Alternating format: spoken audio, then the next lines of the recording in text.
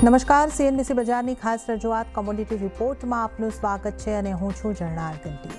તો આ સપ્તાહે આપણે ભૌગોલિક તણાવને કારણે નોન એગ્રી કોમોડિટી પર ની આપણે ખાસી એવી વાત કરી છે। એગ્રી કોમોડિટી પર ખાસ કરીને કેવી અસર છે એ અંગે આપણે ખાસ ચર્ચા કરીશું અને આ યુદ્ધની અસર અમુક એગ્રી કોમોડિટી ઉપર પણ ખાસ જોવા મળી રહી છે, જેમ કે જ્યાં વૈશ્વિક બજારમાં ખાદ્યતેલની કિંમતો જે છે એ શિપમેન્ટને લઈને તકલીફો થવાથી અહીંયા આગળ પણ ઘણો ઉછાળો જોવા મળ્યો છે અને સાથે જ યુદ્ધ લાંબુ ચાલ્યું તો દાળની કિંમતો પણ વધવાની આશંકા બની રહી છે, કારણ કે અહીંયા આગળ લોજિસ્ટિક ખર્ચ જે છે એ વધવાનો ડર બની રહ્યો છે।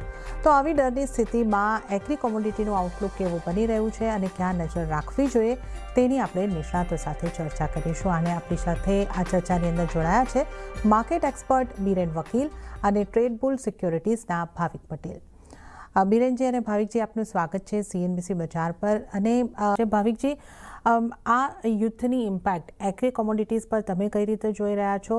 અને જો ખાદ્યતેલની આપણે વાત કરીએ, પામ ઓઇલની કિંમતો આપણને વધતી જોવા મળી છે, 5 મહિનાની ઊંચાઈ ઉપર આપણને પહોંચતી જોવા મળી રહી છે। હજી કેટલી તેજી ખાદ્યતેલોની અંદર આવી શકે, કઈ રીતનો આપનો વ્યૂ? વેલ આઈ થિંક જ્યાં સુધી આ સ્ટેટ ઓફ હોર્મુઝ બનશે ત્યાં સુધી તો મને લાગે છે કે તેજી રહેશે। ઇનફેક્ટ 9મી માર્ચે આપણે જોયું હતું કે બેન્ચમાર્ક પામ ઓઇલનું કોન્ટ્રાક્ટ હતું એ 9.5%, nearly 9.32% જમ્પ આવ્યો હતો। I think significantly single day jump હતો છેલ્લા 2022 સપ્લાય ચેઇન રિસ્ક જોઈએ તો એને।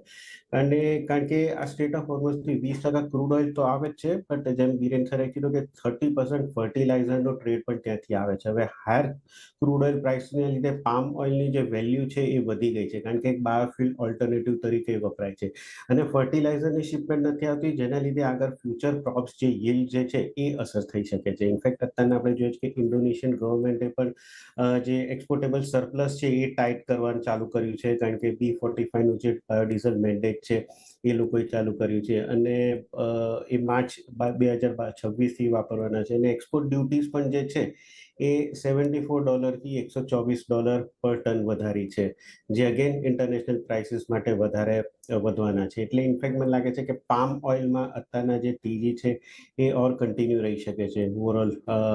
બટ સનફ્લાવર ઓઇલની વાત કરીએ તો આપણે બ્લેક સીમાં જે અત્યારના ડિસ્ટ્રક્શન થાય છે એના લીધે રિસ્ક થોડુંક વધી ગયું છે, લોડિંગ ડિસ્ટર્બ થયું છે અને બાઝ આના લીધે જે શિપમેન્ટ જે છે એમાં થોડુંક પ્રીમિયમ ચાર્જ કરવું પડે છે। એટલે આપણે જે સનફ્લાવર ઓઇલ આવી રહ્યું છે યુક્રેન ને રશિયાથી, એમાં પણ થોડુંક મને લાગે છે કે પ્રાઇસીસ વધી શકે છે। ઓવરઓલ આઈ થિંક આ જે રૂટ બનશે એમાં સૌથી વધારે બેનિફિટ પામ ઓઇલને બને છે। મને લાગે છે કે પામ ઓઇલ જે છે એના પ્રાઇસીસ આના લીધે આપણે જે ફેક્ટર્સ ડિસ્કસ કર્યા એના લીધે ઓર વધી શકે છે।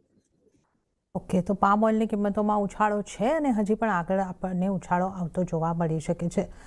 જે ખાસી આપણે મોટી વાત કરી કે ફર્ટિલાઇઝર પણ નથી આવી રહ્યા અને એની ઇમ્પેક્ટ પણ આપણને આવનારા પાકના ઉતારા ઉપર જોવા મળી શકે છે। પામમાં મોટી અસર અહીંયા કરતી થતી દેખાઈ શકે છે। તો ઓવરઓલ ખાદ્યતેલની આપણે ચર્ચા કરી, પણ હવે આપણે ભાવિકજી દાળની પણ વાત કરી લઈએ। અહીંયા આગળ અત્યારે અસર થોડી સીમિત દેખાઈ રહી છે, પણ નબળા રૂપિયાની પણ એક ઇમ્પેક્ટ છે। હવે યુદ્ધ જો લાંબુ ચાલ્યું તો કેવી સ્થિતિ અહીંયા આગળથી બની શકે? તુવેર, અડદ આ બધાને ઉપર કઈ રીતની અસર હશે? દાળોના હિસાબથી તમે કઈ રીતે જોઈ રહ્યા છો? દાળ પણ મોંઘી થશે આપણને જોવા મળશે? વેલ અત્યારના તો મને લાગે છે કે દાળમાં બહુ નહીં થાય। સૌથી પહેલા આપણે તુવેર દાળની વાત કરીએ કે ઇનફેક્ટ આપણું ડોમેસ્ટિક પ્રોડક્શન પણ જે છે એ થોડુંક લોઅર જ થાય છે શિપિંગ સ્ટોક્સના લીધે। મે બી માર્ચ પછી કદાચ વધી શકે છે જો વેધર કન્ડિશન નોર્મલાઇઝ ના થાય, કાં તો કોઈ ડીલે આપણે થાય છે ઇમ્પોર્ટની તો વધી શકે છે। અત્યારના આપણે જે યલો દાળ જે છે તે મસૂર જે છે કેનેડા, ઓસ્ટ્રેલિયા અને રશિયાથી એક્સપેક્ટ કરી રહ્યા છે, એ ત્યાંથી આવે છે અને મે બી આઈ થિંક આગળ જતાં પણ મને લાગે છે કે ઇમ્પોર્ટમાં અત્યારના તો કોઈ જો આ રૂટ નહીં ચાલુ થાય તો હાલ પૂરતો તો મને નથી લાગતું ડિસ્ટર્બ થઈ શકે છે, કારણ કે ઓલરેડી આપણી પાસે સ્ટોક છે। બટ અડદ દાળની વાત કરીએ આઈ થિંક એ મને લાગે છે કે ઓલરેડી થોડુંક સ્ટેબલ છે। ગવર્મેન્ટે ફ્રી ઇમ્પોર્ટ જે છે એ 31 માર્ચ જે છે ત્યાં સુધી તો રાખી છે અને મે બી મને લાગે છે કે આગળ જતા પણ એ લોકો મ્યાનમારથી જે છે આપણે લઈ રહ્યા છે ફ્રી ઇમ્પોર્ટ એ એક્સટેન્ડ જ કરશે. પણ મસૂર દાળની વાત કરીએ તો એ થોડુંક વધારે પ્રેશર દેખાઈ રહ્યું છે, કારણ કે 10% ગવર્મેન્ટે ઇમ્પોર્ટ ડ્યુટી મસૂર ઉપર રાખી છે, જે અનયુઝ્યુઅલ છે, કારણ કે મસૂર આપણે પ્રીવિયસલી જોયું હતું કે ડ્યુટી ફ્રી ઇમ્પોર્ટ્સ પર કર્યું હતું. આના લીધે જે લેન્ડિંગ કોસ્ટ છે એ વધી શકે છે અને ગ્રેજ્યુઅલી રિટેલ પ્રાઇસમાં પણ ભાવ વધારી શકે છે. આઈ થિંક કેનેડા અને ઓસ્ટ્રેલિયાથી આપણે રિઝનેબલી લઈએ છીએ અને અત્યારના ત્યાંનું જે સ્ટોક જે છે એ હેલ્ધી છે. એટલે મે બી પ્રાઇસીસ આ જે ઇમ્પોર્ટ ડ્યુટી છે એના લીધે વધી શકે છે. બાકી ઓવરઓલ હાલ પોતે શોર્ટ ટર્મમાં મને નથી લાગતું કે બહુ મોટું વધારો થઈ શકે. બચ્ચો હા, આ વોર ચાલશે તો શિપિંગના ચાર્જીસ છે જે લોકલી એ પણ વધી શકે છે અને એ બધા પ્રાઇસીસના લીધે આપણે અહીંયા દાળના ભાવ છે એ વધી શકે છે. બટ શોર્ટ ટર્મમાં મને લાગે છે કે હમણાં તો પ્રાઇસ સ્ટેબલ રહેશે. ઓકે, શોર્ટ ટર્મમાં પ્રાઇસ સ્ટેબલ રહી શકે છે, પણ એવું તો લાંબુ ચાલ્યું તો પછી અહીંયા આગળથી એક ચિંતાનો વિષય બની શકે. વાત ભાવિકજી ગુવારની કરી લઈએ ને ઓવરઓલ જે મસાલા છે, ગુવાર પેક છે, જે NCDX ટ્રેડેડ કોમોડિટીઝ છે, એમાં પણ આપણને હલચલ થતી ખાસ કરીને જોવા મળી છે. હવે ગુવાર પર આપણે ઘણી વખત ડિસ્કસ કરતા હોય છે કે ક્રૂડની ઇમ્પેક્ટ રહેતી હોય છે.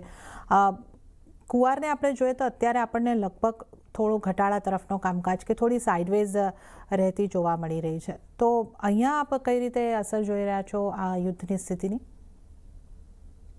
યુઝ્યુઅલી તો આપણે ગુવારમાં જોઈએ કે સિંગલ મોસ્ટ ડિમાન્ડ જે છે યુએસની ફ્રેકિંગની હોય છે અને જનરલી જ્યારે ક્રૂડના પ્રાઇસ વધતા હોય છે ત્યારે ડિમાન્ડ વધતી હોય છે. બટ આ વખતે આપણે જોયું કે અત્યારનું તો હાલ પૂરતું આજે ડિસ્ટર્બ થયું છે એના લીધે પ્રાઇસીસ વધી છે. એવું નથી થયું કે સપ્લાય કંઈક વધી છે અને આપણે 90% આપણે ગુવા સીડના વર્લ્ડનું પ્રોડક્શન કરતા હોય છે, 72% રાજસ્થાનથી આવે છે. એટલે ક્લિયરલી આ જો ગ્લોબલી ઓઇલની ડિમાન્ડ વધે છે તો ગુવારની ગમની પણ ડિમાન્ડ વધે છે અને અત્યારના આપણે જોઈ રહ્યા છીએ કે ટેકનિકલી પ્રાઇસીસ બહુ વધ્યા નથી. ઇનફેક્ટ છેલ્લા 2 મહિનામાં એક્સપોર્ટ આપણે ગુવાર ગમનું જોઈએ તો 16% ઘટ્યું છે. આગળ જતાં પણ ટેકનિકલી પણ આઉટલુક જોઈએ તો 52 વીક હાઈથી ગુવારગમ 20% નીચે છે, સીડ જોઈએ તો 15% નીચે છે.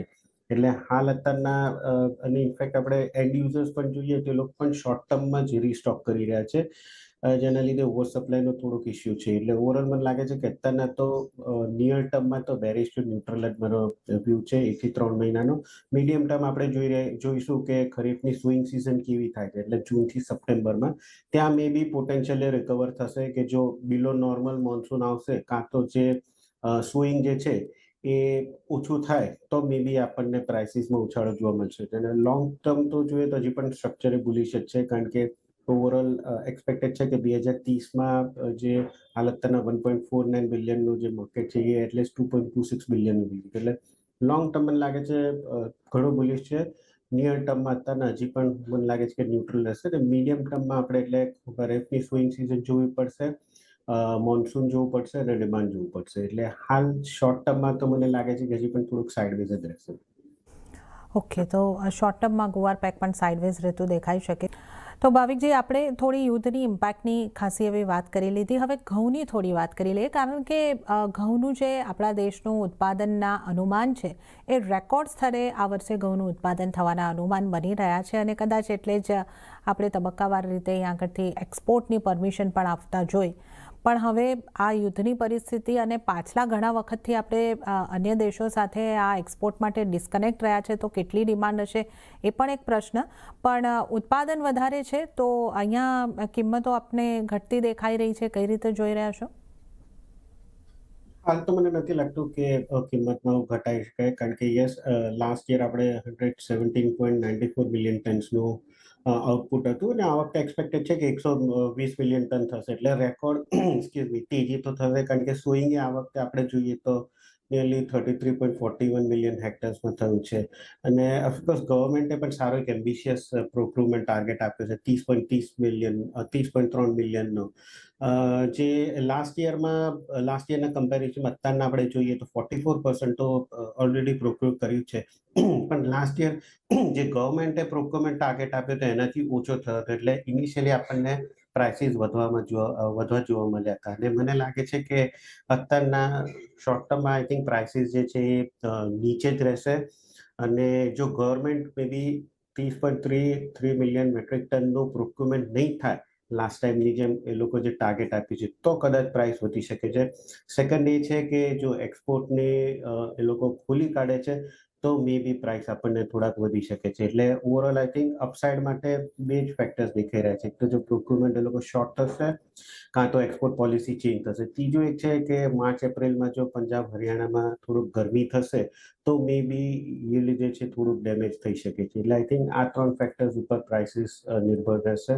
એક્સપોર્ટ ખોલશે તો યસ, પ્રોક્યુરમેન્ટ ઓછું કરશે તો યસ, કાં તો પછી ગરમી માર્ચ ને એપ્રિલમાં પંજાબ હરિયાણામાં થશે તો થોડોક પાકને નુકસાન થઈ શકે છે.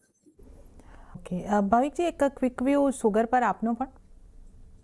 Well, I think જો ક્રૂડ ઓઇલના પ્રાઇસ વધશે તો ઓફકોર્સ મોર એથેનોલ ડાયવર્ઝન થશે એટલે લેસ સપ્લાય રહેશે ગ્લોબલી એટલે પ્રાઇસ વધી શકે. આઈ થિંક શોર્ટ ટર્મ 1 થી 2 મહિનામાં મને લાગે છે કે સાઇડવેઝ જ રહેશે. મીડિયમ ટર્મ જો લોઅર પ્રોડક્શન રહેશે ને ઇથેનોલ ડાયવર્ઝન ચાલુ રહેશે તો મે બી વધી શકે છે. અને ઓવરઓલ આ વર્ષે મને નથી લાગતું કે ખાંડના ભાવ બહુ વધી જાય.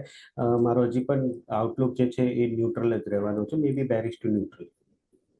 ઓકે, તો આપણે ઘઉં અને શુગરની પણ વાત કરી અને સાથે જ એગ્રી કોમોડિટીઝ પર વોરની ઇમ્પેક્ટની વાત કરી. અને ત્યારે જ બિરેનજી અને ભાવિકજી, આપનો ખૂબ ખૂબ આભાર અમારી સાથે જોડાઈને આ ચર્ચામાં ભાગ લેવા બદલ. તો ત્યારે જ કોમોડિટી રિપોર્ટની આ ખાસ રજૂઆતમાં હાલ પૂરતું આટલું જ. હાલ મને પણ આપશો રજા, પણ વધુ અપડેટ અને સમાચારો માટે આપ જોતા રહો CNBC બજાર. નમસ્કાર.